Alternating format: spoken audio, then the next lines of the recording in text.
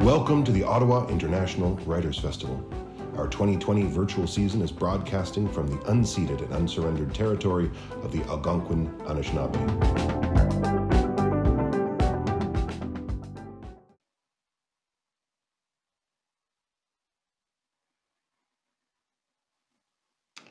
Hello and welcome to the Ottawa Writers Festival. My name is Karen McBride. I'm the author of Crow Winter, and I am so lucky to be joined today by Leanne Betasamosake Simpson to interview her and discuss her most recent work, Noopiming, The Cure for White Ladies. So Leanne is a Michihsakik Nishnaabeg writer, scholar, and musician, and is a member of the Alderville First Nation. She is the author of 5 previous books, including This Accident of Being Lost, which won the MacEwan University Book of the Year, was a finalist for the Writers' Trust Fiction Book Prize and the Trillium Book Award, was longlisted for CBC Canada Reads, and was named a Best Book of the Year by the Globe and Mail, the National Post, and Quill and Choir. She has released 2 albums, including Flight, which is a companion piece to This Accident of Being Lost. So, quay Leanne, miigwech for joining us. It's so lovely to be here at the Ottawa Writers Festival, and it's amazing to be in conversation with you, Karen. Awesome. I'm so pumped to chat about this absolutely beautiful work, which is just stunning, by the way. I love the cover. Everything about it is wonderful. So let's just dive right in and chat about writing it, because writing is such a personal and powerful act. So where did the idea for this story, or rather collection of stories, come from? Well, I think, first of all, miigwech for those kind words. I think the ideas came from a few different spots. So some of the characters in Noopiming first appeared in Islands of Decolonial Love, and then I sort of fell in love with them, and I carried them into This Accident of Being Lost, and I still couldn't let go of them. And so now they're reappearing in Noopiming. So that's certainly one place that it comes from. Another place is just spending a lot of time in Michihsakik Nishnaabeg territory, and spending a lot of time on the land. I think that's been a really generative source of story and of knowledge production and of comfort and of love for me. So I think that kind of comes through. I think that I was... It is also sort of a response to my own kind of personal experience with colonialism. And I think one of the things that I think many of us do, particularly writers, but I sort of like to build the world that I want to live in my head. Mm-hmm. And I think that sort of visioning and imagining and creative process for the Anishinaabe world that's in front of me and that's surrounded me, that's often erased or marginalized in colonial society or not seen at all, I wanted to sort of amplify that. And I wanted to think about the kinds of worlds that I want to live in, that collectively we want to live in, and that we're trying to build. Mm-hmm. I think it's very present in that you really feel... the world that you've built. It's so real and hit home for me, for sure, being an Anishinaabe. So thank you for that. It was beautiful. So what was the writing process like for the book, especially with your background as a musical artist, an academic, and a literary writer? Was this process different for you, or did it come from a natural place? Came from a really natural place. I never know when I start a project, I never know what it's going to look like at the end, whether it's going to be an album or an academic paper or a literary or a story. So I think for this, and I also think I'm sort of dealing with the same kind of concepts and ideas in my music and in my academics and in my writing. So for me, it's sort of all braided together.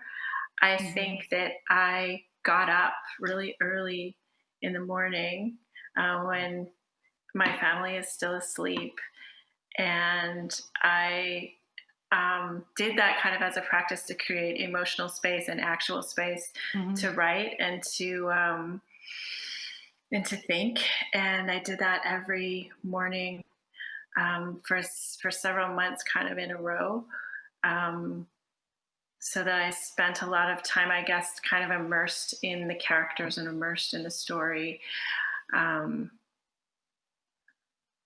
really sort of befriending the characters and carrying them through the rest of my day with me, and thinking about how they would be interacting in the world that I was living in. It's like they lived your life with you as well, and that helped sort of inform the work. Yeah, that's beautiful. Yeah. And I think with this book, we see a lot of those different media that you delve into. Like, I think the book can be read, heard, and like said aloud just as much as it is just absorbed by sight. I think that's beautiful and really showcases your multi-layered talents. I really wanted it to work that way too, because we come from the oral tradition, and that sound as a way of I like how sound kind of travels through spaces and goes inside of people and evokes certain thoughts or feelings or stories, and how that can be used to connect us to each other. So I always read my work out loud, and it's always been really important to me that the rhythm, that it works out loud and it works orally. So that's always been a really important part of my my process and my editing process in particular. Yeah, I'm the same way. I need to read it aloud and hear those cadences in the sentences. Yeah. So if you had your way, do you think it would be better as like a performed work, or do you what is your ideal scenario for your readers to be devouring this? I think, I write for Anishinaabe people first, and so that's why this conversation is so kind of precious to me, because I think I don't often get to discuss it with Anishinaabe people in forums like this. So I really appreciate that. I wanted, for that audience, I wanted us to be able to see ourselves in the story and in the characters. I wanted to be able to showcase Anishinaabe life. I think so much of our life, though, is marked by trauma, and it's marked by the violence of colonialism. And I don't always, because I have to live that, I don't always want to read that. Exactly. I think those are very, very important stories to tell. And we have some very, very powerful writers doing that work. But I wanted to really create like a Anishinaabe space of joy where people could feel affirmed and could have a really positive, a break from that even. But still not sort of being utopian, like still being truthful and recognizing that is the case, and there's lots of tensions there. So I wanted to sort of have the structure come in a way where you could actually really kind of start the story at any point, and it would be a little bit circular.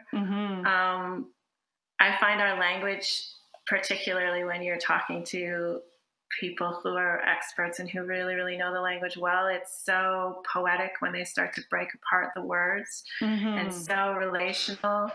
And so the poetry, I think, is in reference to that, because I think our language and our way of life is very poetic, even in just our everyday sort of speaking. And then it's, of course, not written exclusively for Anishinaabe audience. I wanted other Indigenous people, other Black people, people of color to be able to see their experiences in the book as well. And I think I wanted white people to read it, not catered to maybe what they know or to what they're used to reading, or even to what they're used to reading from an Indigenous writer. I wanted it to be challenging. Well, I wanted it to be truthful to me, and I wanted it to be written on my own terms. And if it was challenging to white people, that was okay. Totally. So, yeah, I really also like like Anishinaabe stories are always very, very layered, Mm-hmm. and they travel in the oral tradition, and different people tell them in different ways. And sometimes they're told as songs, and sometimes they're prayers, and sometimes they're just completely embodied when you're out in the bush harvesting rice or making maple syrup. And so I wanted to have the work.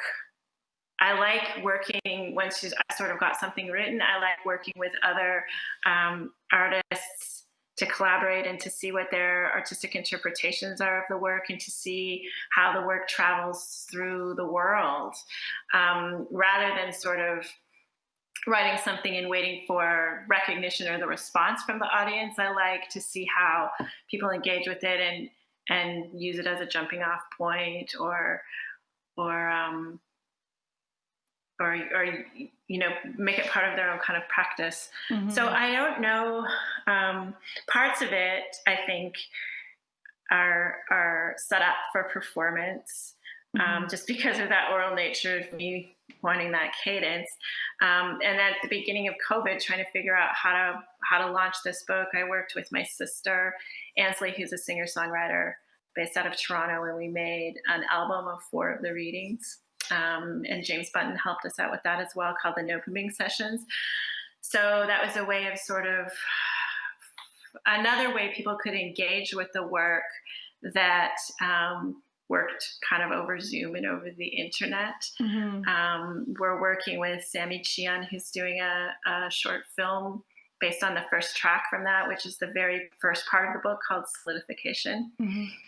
So there's performative aspects of it that are coming in, but I guess my first sort of had to work as a book, to work even a challenging book in terms of that it was written, to kind of work in the written word as well. Could you just repeat that last thing you said? Cut out just for a second. Mm-hmm. Well, because it's a book, I really wanted it to work as a written work, despite having the influences and the inspiration of the oral tradition and performance. I like the idea of readers kind of inserting themselves into the book and having the characters kind of become part of their lives, and having it an embodied experience, but a very personal embodied and individual embodied experience. So, mm-hmm. Yeah, well, I think that's fantastic, and I think it's very successful in doing all of those things, because my experience reading it was, I wanted to, I got into it and was immersed, and then instantly was this should be read aloud too. I want to hear it. And then I searched you out and watched you read a little bit and was this is it, exactly perfect. It came to life in a different way. And I think it's, that's art. That is what art is supposed to do, and how we connect to it. And like you said, the layered storytelling is just there. There are so many different ways that we can experience and live in this book. So miigwech for that. Beautiful. Yeah. Okay, let's chat about language a little bit. I was so overjoyed to see Anishinaabemowin in there, and unapologetically involved in the book, and just because you didn't put a dictionary, and I so love that, because it gave you that sense of it is written for my Anishinaabe, and I thought that was wonderful. So what was the process of learning or speaking and writing in the language like for you? So I'm very much a language learner, and I'm very much a bad language learner. It's really, really difficult. It's so hard. I've been doing it for 2 decades now. It sort of brings up all of the feelings and emotions, and there's lots of barriers. My grandmother can remember her grandmother speaking it, so that's the last sort of link we had in my family to it. And so I'm writing as a language learner, and one of the ways, I think one of the things that our generation has to do is we have to sort of rebuild those communities of language speakers. Mm-hmm. And so that's sort of the first reason the language is in there, just because I want it to be normalized in my life. And it is normalized in our life. There are words that we use, miigwech, anin, bojo, kwe. Yeah. There are words that those of us who are language learners and who are not speakers are using in our everyday interactions with other Anishinaabe people. So I wanted that kind of reality to be reflected.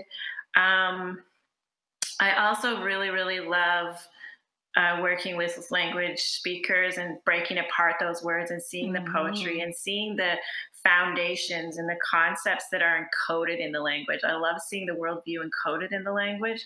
And so I wanted to take things like when we have a verb and it's he or she or they are walking without those gendered pronouns. And I wanted to build a world where everybody is they. There isn't any assumptions made about, or if there are, it's a very deliberate assumption made. So that's something that came from the language, that there's an English kind of conceptualization of it. I wanted to take like words like Mindimooyenh, which means old woman. She's a character, but it also means the one who holds everything together. And I think different Anishinaabe people might be able to get some of the deeper meanings in those words. I've been on sort of over the last 20 years, you know, when I first started as a student, if you wrote something in our language, it would be in quotes or it would be italicized, it would be othered. And so that was my first sort of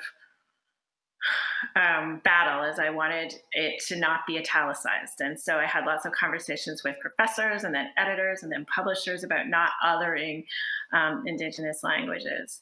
And then my next sort of slice of resistance was in not translating those words. So then puts the onus on the reader to look those words up. And that's very much because I want Anishinaabe people to be able to see themselves and know that this book is written for them, because that's an experience that I didn't have for probably the first 2 or 3 decades of my life. That's an experience that white people are used to reading books that are written for them as the primary audience. And so there's nothing that, it kind of feels like a kick in the teeth when you read the word quit and then you have it translated right in front of you.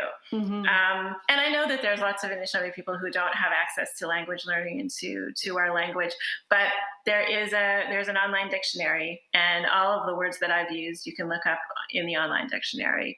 And I think that that's one of the ways that I was able to get around that. But I wanted people to think. I wanted white people to think like, oh, how have I lived in this woman's territory for my whole life, and I don't know a single word of her language. If I were to go to France or Spain, I would learn thank you and I would learn hello as a way of showing respect as a tourist. But how has this situation happened? I love that so much. And like throughout the book, I was like empowered by seeing the words, by seeing Anishinaabe, and just, it almost made me feel like we had a little secret between each other, you know, me being Anishinaabe and you being the writer. I was like, oh, I know what that word means, you know, and it was this like little extra uplift while I was reading it. So that's so awesome to hear that, because that was exactly what I wanted to have happen. A little piece of joy for my fellow Anishinaabe. Exactly. Yeah. It was like we were, you know, in the community and we were making jokes together, you know, like that's how it felt. And I love also, and when you're reading, there's lots of Western literary references in Can Lit. And I know readers have that feeling when you get the reference, but that's something that Indigenous readers don't, that's an experience that's very, very rare for us. So true. Yeah. So it almost was like those little like Easter eggs, you know? So yeah, loved it. So good. So there's a great deal of speaking or talking to the past from the present in the book. So can you talk about the role of language as a way to reconnect or connect to the past, and I guess time's position in that? So I'm getting up really early in the morning to write this book, and my desk is out looking out a window, and I see the sunrise. I'm seeing the sunrise every day. And so I'm thinking about the word bedabin, our word for dawn. And then a few years ago, Susan Blight had explained in a talk that we were doing together that Alex McKay, who is a language speaker and an elder, had split this word into three parts. And the first part, be, was the future is coming at you. The da is the home or the present, and the ba or the ban is something that a suffix that you would put on the end of someone's name after they had passed. So Susan and Alex then explained to me sort of that moment of when the sun is first coming up over the horizon, that first bit of light is that moment where it creates the present, and that present is a collapsing of the past and the future in on itself. And I thought that blew my mind. I thought that was such a brilliant concept, because we're so used to having this past, present, future. Mm-hmm. And we're talking a lot about Indigenous futurisms right now, which is really, really important work. But this concept made me think about it a little bit. And it made me think about it in this Anishinaabe way, that we don't split things into the past, present, and future. The present and our presence is the most important, and the future is a part of that. Mm-hmm. Where the things that we're doing, the seeds that we're planting, the way that we're living is what's going to give birth to the world that our children and our grandchildren are going to live in. And so our actions, we need to be really, really careful, and we need to be thinking through the way that we're living for those coming generations. And then we're also in constant conversation with our ancestors, who are not really in the past, they're in the mm-hmm. spirit world. Mm-hmm. And so I wanted to just get away from this dichotomy between contemporary life and traditional life, the way that things are now and the way that things are in the past, because I don't see our elders or our knowledge holders living like that. It's sort of this seamless, mm-hmm.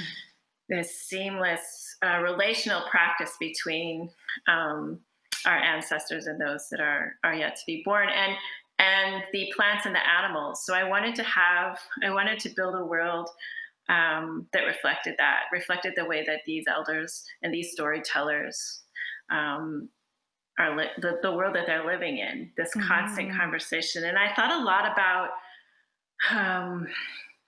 ancestors, and I thought a lot about how you and I are going to be ancestors someday. Mm-hmm. And what is it going to be like to be watching this and to be witnessing this? And what is it going to be like when people living in a different set of circumstances are coming to us for help or support? And what parts of our culture inform how we're going to respond?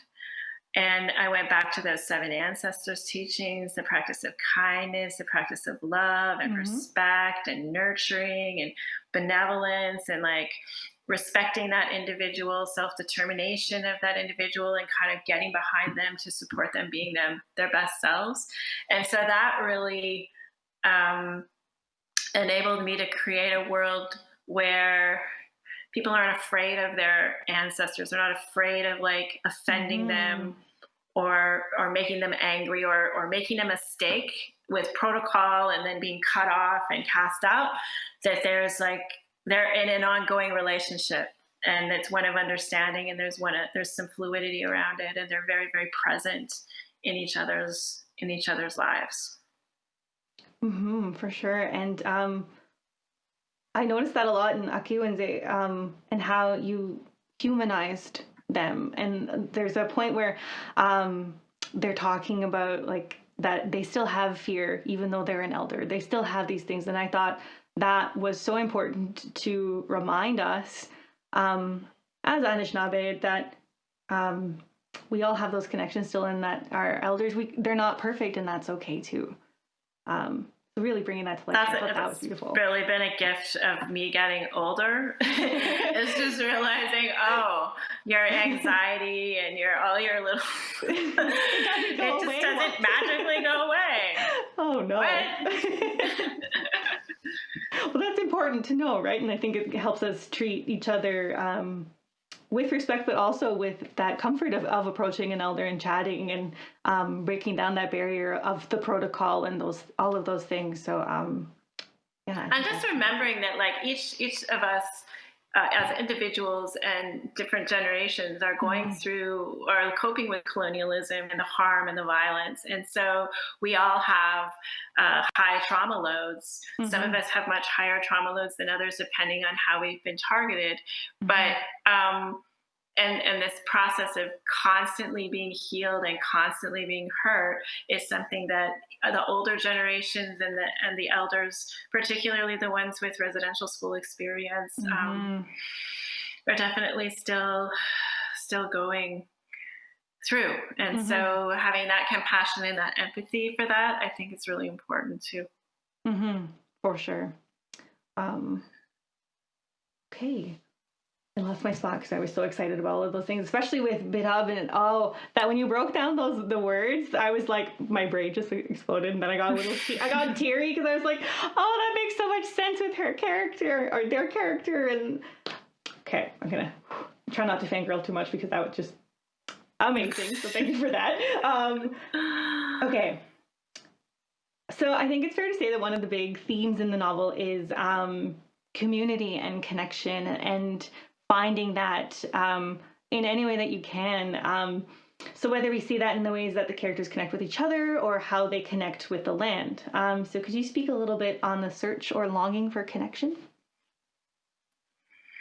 I think that search and longing for connection and belonging is something that is a pretty foundational experience of Anishinaabe people, of Indigenous people, of people who have experienced dispossession of our lands, of our languages, of our minds, of our bodies, who've experienced that violence of colonialism. And I think it's something that belonging isn't something I think that you magically achieve at some point.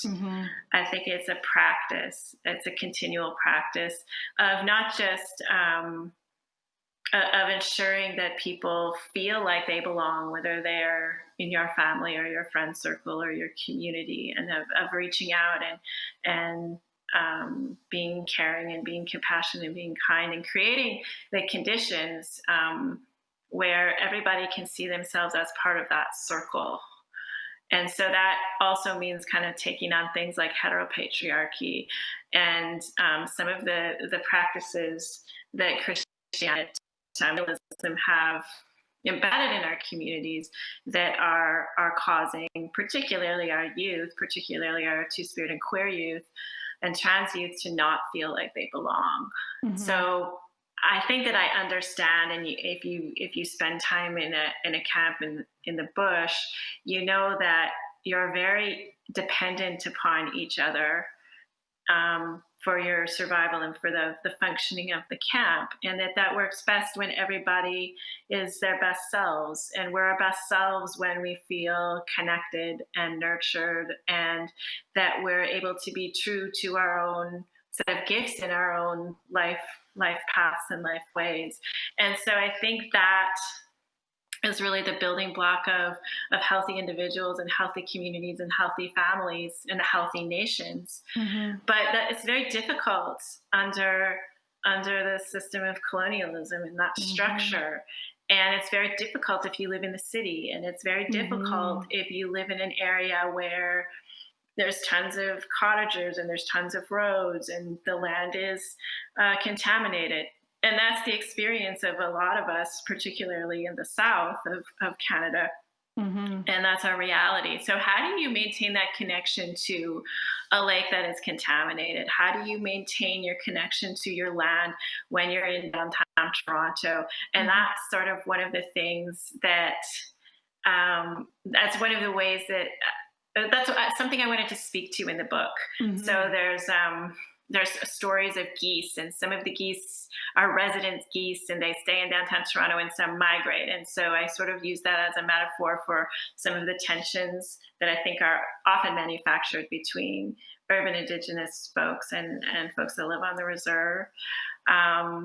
There's lots of animals in the city, like raccoons and beavers and stuff like. What are those connections look like? There's lots of Indigenous people living in the city looking for belonging, planting tobacco and sage in the backyard. What does that look like? There's tons of bird nations that are in urban environments, the moon, the waters. So I was really trying to explore how we maintain connections and belonging in spite of all of the barriers and all of the struggles. And I think that's where a lot of the humor kind of comes from, because humor is such an amazing part of our culture. And I think there's some kind of ridiculousness of being like, it's a ridiculous situation we find ourselves in, surrounded by concrete, trying to connect to the raccoon that's eating fries out of our garbage in the backyard. For sure. And we see that with Bougie Quay, right? Like how she's going to do the best she can to connect with her culture no matter where she is. And I love that. I felt very connected with her. And I think it was so great to see that representation of what it is to be urban Indigenous, because it also breaks that stigma of what others perceive indigeneity to be. So it was beautiful to see that represented, and I think a lot of other Anishinaabe will see themselves in that. I think so much of my own experience and so much the experience of Anishinaabe people is that we just feel like you're never enough. You're never traditional enough. You never know enough of your language. You never know enough of. You're never connected enough to your land. And I wanted the message to be just that we are enough. We're more than enough, and it's a miracle that we've survived, and all of our ancestors and our families have done just this amazing job of resistance to get us here, to get you and I here to be able to have this conversation. So I wanted that message. I wanted people to come out feeling like we were enough. And it's there for sure. When I finished the book, I was like instantly like felt lifted up by it. So miigwech. I do have a little note about the geese and the raccoons, which I loved, and I thought it was such a perfect choice as like animals who are displaced in a way, and are at once both urban and natural. So what was it like learning how to write raccoon and geese? It was fun. It was fun. And it was, I wanted to start to think about like, I as an academic, I sort of have centered the, in my own academic work, what is the impact of colonialism on humans and on people? And so artistically, I wanted to kind of explore, I share time and I share space with things like geese and raccoons, and how has their nation, how has their lives been impacted by these same forces, and how have they survived? How have they thrived? What are their communities like? They're living right beside me. We're sharing the same air, and so I wanted to sort of find out as much as I could. And of course, around raccoons, there's a lot of kind of funny conceptualizations and depictions of raccoons in pop culture in urban centers like Toronto and Vancouver and Edmonton. And so there was lots of sort of, information there. You sort of have an irritated relationship if you were putting out garbage every week, and you have a kind of a relationship of tension with raccoons, with the garbage. But and so I sort of thought about that, but then like thought about what is the deeper relationship here? What am I not seeing? What am I erasing? What is it really like to be a raccoon and to raise a family in a wildly different environment than you're supposed to be in, where your main food source is garbage? What is it like to be a goose and have not have to be able to choose not to migrate, which would have been one of the major things that your whole life as a goose was revolved around. What does that mean for the society of geese? So it was so I looked at science, I looked at kind of pop culture, I looked at our own stories around these beings, and sort of found a way of kind of narrating through it in a humorous and allegorical or metaphorical way. Oh yeah, I loved them. I loved the two geese that one tells lectures and one gives stories. I thought that was brilliant, and also made me wonder about the academic connection in the book, because I know you mentioned earlier, or Mindimooyenh mentions having worked for a university and not been able to, or was let go for being unreconciliatory. So I thought that was really interesting. And what made you want to add that little hint of academia into the book? Well, I think I'm kind of using it as Indigenous people have to interact with these big institutions, whether they're hospitals or schools or the government or the university. We have to interact with these institutions that are built from a very different set of ethics and values and traditions around knowledge. And so these places can be, some people have wonderful experiences there. Other people have very difficult experiences there. They seem to be sites where these differences in ethics and politics and values become very amplified. Right. And so I wanted to use that as a way of sort of kind of acknowledging that very common Indigenous experience, whether you're dealing with a bank or taxes or the university, but also sort of make space for how people in those experiences, how Indigenous students, how Indigenous professors kind of navigate all of those complexities, and how the elders can sort of remind you of the ridiculousness of some of those things with a glance. Yeah.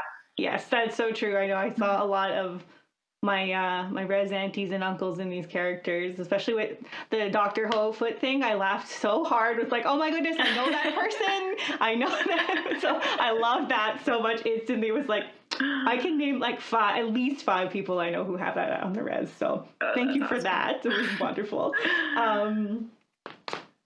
Okay, let's see. I'm all lost in my notes again. Okay, one sec.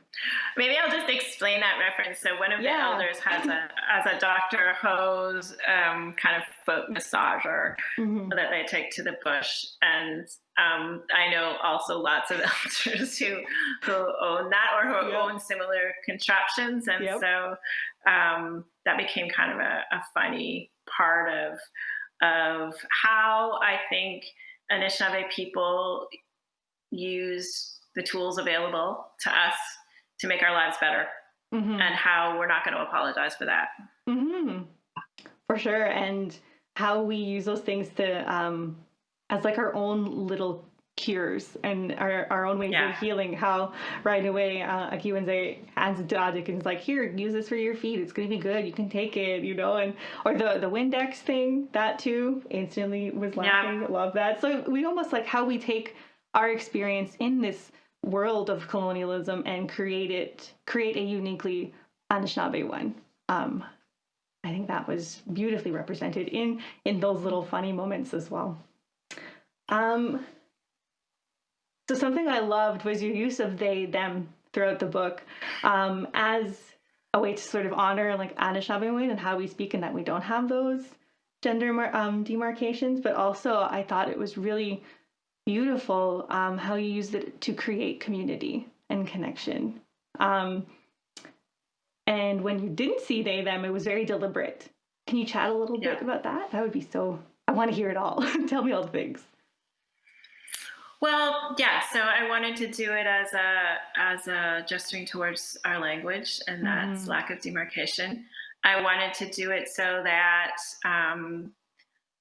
two-spirit, gender non-conforming, indigiqueer, gender fluid folks could easily see themselves in the stories as a way of building community and being inclusive. And I wanted to do it because I wanted to think very, very deeply about gender. Mm-hmm. And so when you take the gender away from Mindimooyenh or Akiwenzii, or when that's not in the forefront, what does that mean to that character and how that character moves through the world? Mm-hmm. And that was really generative, and it was really eye-opening to me. So what if Mindimooyenh identifies as she, her? What if they identify as they, them? What if they identify as him, he, him? Does the story still hold up? Does the character still hold up? Would they be interacting in a different way? And what I've found is that my brain would almost, my colonial brain, I guess, would almost project a gender on to particular characters. And so this commitment to using they, them, and to not doing that, challenge my own kind of colonial thinking around that, and really what gender means at all. Kind of breaking that down and building individuals up, taking pieces from whatever genders that they want that speak to them, and building characters out of that. Mm-hmm. So yeah, it ended up being a very challenging and beautiful, and I think it deepened the work, and it deepened the development of the characters, and it deepened the story and the connections. Mm-hmm. Yeah, absolutely. And I think it makes you, as the reader, consider to really consider that fluidity of gender, and that like we all represent maybe one thing on one day and another on another day. I thought that was beautiful. I feel like that's the whole interview. I'm just like, this was so good. Please tell me everything about it. But that's how I felt with this work. It's just like, just loved it. I'd like to ask about polyethylene and its role, and the role of permanence in the work, because we see it in all kinds of ways throughout the book. I know people who haven't read the book are going to be like, what? Polyethylene? What's happening? Just hold on, and we promise it's worth it. I thought a lot about tarps in writing this book, because tarps are a really amazing plastic sort of invention that are part of Indigenous life. They're shelter, they're sometimes warmth, they're a tool. We use them to make sure the wood doesn't get wet, to collect wild rice. You see them in urban environments, you see them in rural environments, you see them in the bush. And they're also not very good for the environment. So it's when they're cheap. You get them at Canadian Tire.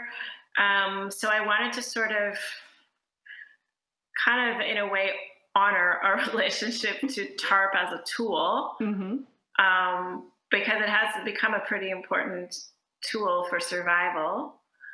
And I wanted to also sort of take this idea of the sacred and sacred sites and take it out of the past as something that we have to preserve, to putting it in a relational sense. So I live near the petroglyphs in Peterborough, which my people have had an ongoing spiritual relationship with this place for generations and generations. Yet we would never be able to carve our own petroglyphs into the rock, because it's now a provincial park, because it's a protected area, because there's a building on top of that, there's surveillance, because the idea of us still having a relationship would desecrate or ruin the site, where that's not something that's part of our spirituality. In our belief system, we believe that you have to have a relationship with, if you don't pick the berries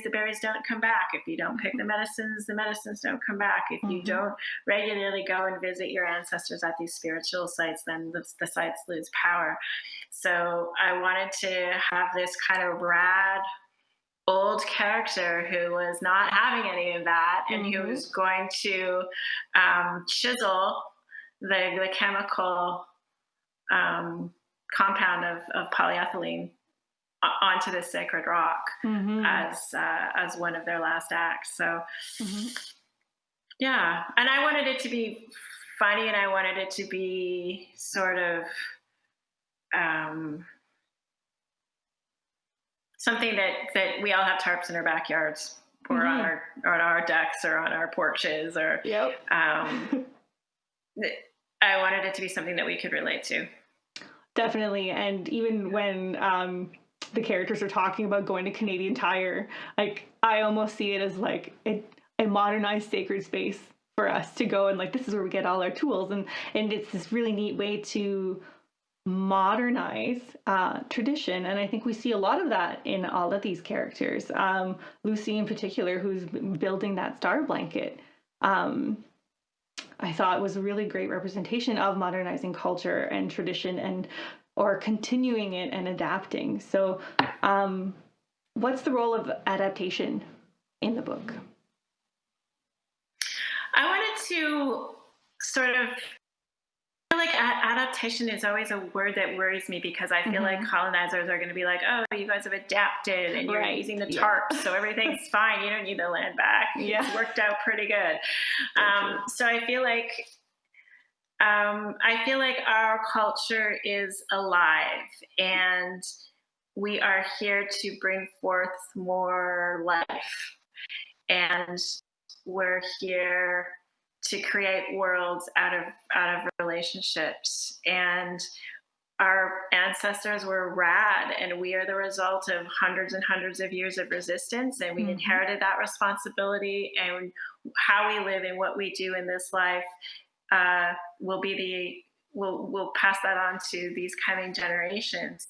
So I feel like we deserve love, and we deserve joy, and we deserve any kind of moments of freedom that we can steal back. And if that's in Canadian Tire, or if that's with Dr. Ho's foot massager, or if that's harvesting your first deer, or if that's chiseling, tarp onto a sacred site, then I want my people to have those. And I want that to be viewed, I guess, as resistance, and as resurgence, and as love, and as continuation and belonging, and something that's sort of collectively propelling us towards something better. So I wanted to have like a kind of a refusal of colonialism, and a refusal of heteropatriarchy, and a refusal of white supremacy and capitalism, and just a centering of our own values and our own and our own ways of being, and for us existing in spite and despite of all of this other stuff that's around us. Very much anchoring us in the here, and not just a then sort of thing. That's right. And taking this, like, just because you're using a tarp does not mean you're less an Anishinaabe. Exactly. Just because you have a shopping cart, that you're pushing your stuff, that doesn't make you less. Just because you're doing ceremony in the IKEA doesn't mean you're less. As if you're practicing and you're embodying it, what's better than that? Exactly. Oh, yes. I'm like, I just need to absorb that for a minute and take that for myself and remind myself of those things. Okay. What's the role of sleep in the book? That was one of my big questions, because we see sleep, or a lack of sleep. Do you see rest as an act of after, in that these characters can rest once they've found themselves within culture, or found that way to it? Is rest an act that follows decolonization? Rest is interesting because I think rest is something, it's a necessity of life. It's a necessity of mental health and physical health. It's where we connect to our ancestors through dreams. But it's also something that has been really impacted by trauma and harm and colonialism. And I think of residential schools and those babies trying to sleep under those conditions. I think of our relations that are in prison, sleep under those conditions. I think of the sort of anxiety and depression and all of those kinds of coping mechanisms for the trauma of colonialism that impacts our ability to just be completely vulnerable and feel safe and to fall asleep. So I wanted to kind of reclaim some of that and create moments where people could just relax and exhale and take care of themselves and rejuvenate themselves and regenerate themselves, and to not feel guilty about that, to see that kind of to be very, very committed to the practice of care for others, but also to include yourself in that, in that caring. So it's that was the first time I've been asked about that, so that's pretty cool.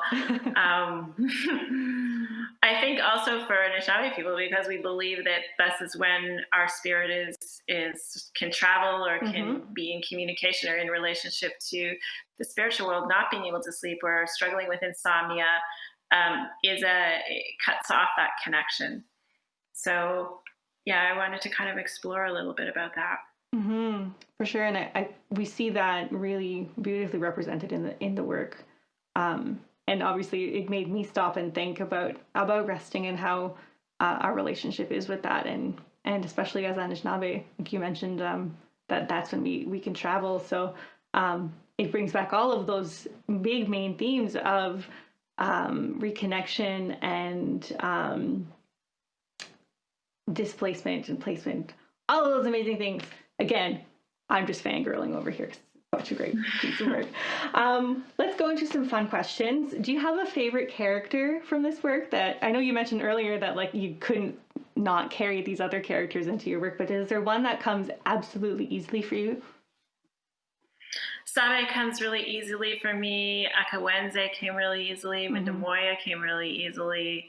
Ninaatig actually came pretty easily too. Yeah, the older characters came the most easy, and are the ones that they're sort of the ones that I think I still carry with me. Yeah, I feel similarly. Like when I'm writing, it's always my older characters who tend to like just jump right out and almost write themselves. And we just become that vessel, right? Especially tricksters, they write themselves like nobody's business.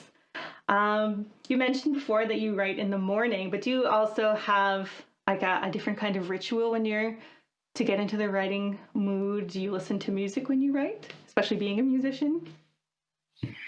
I do not listen to music when I write. I am a parent and I have a lot of jobs and a lot of responsibilities. So my main struggle is to find time to write. And I really am the worst kind of human when I have an idea and I can't write it down. So what I value the most is quiet. And I think that's why I'm like up at 4:30 or 5 in the morning, because it's so quiet. Yeah, I really, really need quiet, and I really need the best part of my brain is best in the morning. And so writing for 3 or 4 or 5 hours in the morning, it's exhausting, but it's the most productive for me. Yeah, so impressive. It's taken a long time for me to figure that out, but yeah, it is all trial and error, right? Trying to find the right time that works for you instead of just staring at the screen or falling into a Wikipedia black hole, which always happens to me. Have you found ways to stay creative during this very strange time we're all living through? At first, at the beginning of the pandemic, my life changed really well, like everybody's life, I guess. But I was traveling a lot, and I was outside of the house a lot, and then all of a sudden, you're not. And I didn't have like a lot of stuff to do, and I really thrive on being busy. And so it was a bit of a transition. And I think there's also this pressure as a writer, like we're not used to having blocks of unstructured time. And then when you have that, you think, oh my God, like I should be writing because this never happens and now I'm wasting it. And the guilt just starts to on you. I tried to push that out of my brain. I spent a lot of time walking and a lot of time running and a lot of time on the land. Okay. And then I was trying to figure out how to launch this thing. So I found working on music was actually something that I could do. So I finished an album that I've been working on that'll come out in the winter. And then I did this project with my sister. Mm-hmm. And then this is sort of by June, July, then I started to be able to write, I guess, sort of once the normal set in. Mm-hmm. But it was stressful at the beginning because I was like, oh, now I don't have really any income. I can't really figure out how to, like, everything that I was doing to make a living is not happening anymore. There's not going to be any band shows for a long time. Mm-hmm. There's no guest speaking. I can't write. What is this going to look like? So I think it's a pretty stressful situation for a lot of artists at the beginning of the pandemic and now. Yeah, big existential crisis, I think. That's what I've felt anyhow. So what do you do when you hit a slump in your writing? I may or may not be asking for advice right here because I've hit a slump. I try not to panic. Mm-hmm. This is not easy, but I try not to panic. Whenever I finish a project, I'm like, okay, well, I always feel like that's going to be my last book. I don't have that in me again. I can't, I won't be doing that. So I think that, I think being really, really gentle with yourself, when things are not flowing is really, really important. And I think it's a teaching of trusting yourself and trusting your creative energy and knowing that it will come back, and it'll come back when the time is right, and you will make time for it, and you will be able to create again. Mm-hmm. So trying to really speak back to that, the fraud complex that so many Indigenous people have because of the colonialism we've internalized, that was like, oh, well, that's that. It was a bit of a fluke. I was able to do that at all. I've been found out now. I have no more ideas. That is over.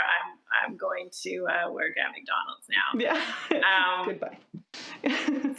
So it's just believing in yourself and believing in your ability to create as a practice, and speaking back to those voices in your head that, it's totally okay if you go through periods where you can't create. That's normal. That's part of life. That means you can focus on something else, and when the time is right, it will come. At the same time, I think it's also like as I've gone through that. Oftentimes it'll be because I've got a lot of emotional stress, or I don't have a lot of emotional time, or I'm really, really burnt out, but I'm so burnt out that I just think it's normal. I'm not cognizant of the fact that I maybe just need rest. I need a lot of rest and recuperation. And I think also there's also times as like that you just have to write anyway, where you need to get the article in, you need to get the book in, your family's depending on that income. So figuring out how to write through those blocks is also kind of an important skill. What I usually do is, if I'm blocked academically or blocked in nonfiction, then I move to fiction. If I'm blocked in fiction, then I move to poetry. If I'm blocked in poetry, I move to music. It's all cyclical. It's all cyclical. Yeah, exactly. Yeah. Amazing. Well, thank you so much for this. It's been such a joy and an honor to get to chat with you about all things writing and this unbelievably beautiful work on Noopiming, the Cure for White Ladies. So, Chimigwich, Leanne, thank you so much. Thank you so much, Karen, for engaging in such a deep way with my work, and for all of your kind words, because it's scary to release a book in the world and the internet is a scary place, and it's really filled my heart up to hear about your experience of reading the book. And it's just the very best to hear another fellow Anishinaabe feel good coming out of the book. That's the best book prize ever. So thank you for that. And thank you, Ottawa Writers Festival. Thanks for bringing us together. I hope I get to meet you in person someday. Me too. I hope so. Maybe at this festival in real life. That's right. Yeah. Cool.